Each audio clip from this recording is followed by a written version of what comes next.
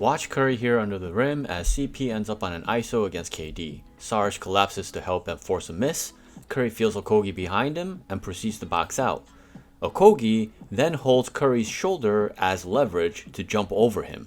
This is over the back, and then proceeds to fall on top of Curry, who's still in the midst of boxing out without a clue that Okogie is trying to jump over him. This is a reckless play by Okogie, who's literally trying to jump over a player who's in perfect box out position. The player who boxed out should not be the one who should be penalized in this situation. Kerr should have challenged this because it was an egregious call, especially with the new rule in which you can have 2 challenges if the first challenge is successful. But Kerr elects not to, which draws further consequences. But before that, let's listen to Stan Van Gundy's terrible commentary on this. Number 4, Curry picks it up.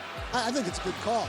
Curry's saying it's just a block out, but he went up under him there as Okogie's starting to drop. If I were Steve Kerr, I'd be happy with the block out, but I still think it's the right call. And then Okogie gets inside. Awful commentary aside, let's look at this ATO. Nurkic sets a screen on Curry up top, slowing him down just a little bit.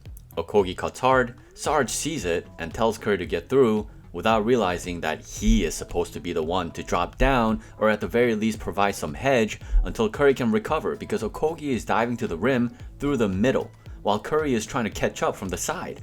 But Sarge fails to do his job as the anchor. This is where you miss the presence of Draymond, who would have easily blown up this play and forced Booker to go elsewhere.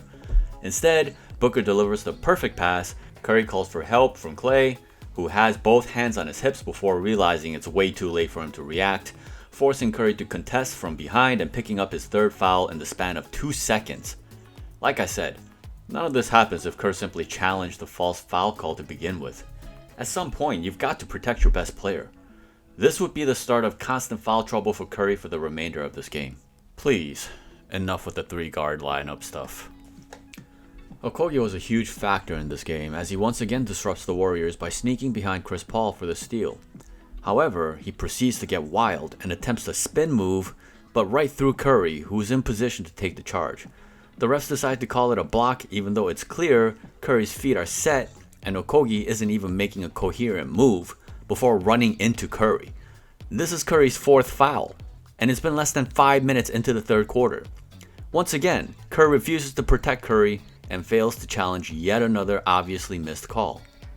Curry was in the midst of a hot stretch in which he scored 7 points in the blink of an eye, but couldn't catch a break in this game against Okogie. See this? This is the look of a man who got away with something. By the way, here's the play Kerr actually decided to use a challenge on, the most obvious foul on the planet by Kuminga. The call was not overturned, the Warriors lost a timeout, and a challenge was completely wasted here. By the way, Kuminga has to be more disciplined than this in crunch time, when he's been given an opportunity to close a game with the starters for the first time in his career. Yes, Booker tangled him up, but JK must stay composed and either alert the officials or get himself untied in a way that doesn't involve tossing his defender to the side. I wish I could say this was the most frustrating thing Kerr did or didn't do in this game, but it's not.